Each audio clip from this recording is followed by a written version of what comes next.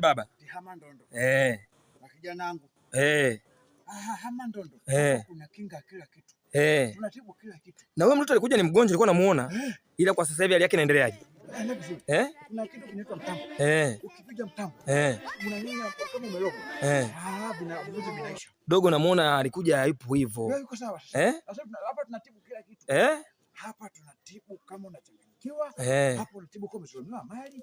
Hapa kinga. Kama una kinga unapiga familia nzima. Hapo umepona. Hapa ndo nyumbani kwa Mandondo. Atakaye kuwa ni Mungu tu na sio mtu mwingine. Na huyo dogo amekuja hapa kutibiwa. Kutibiwa na amepona.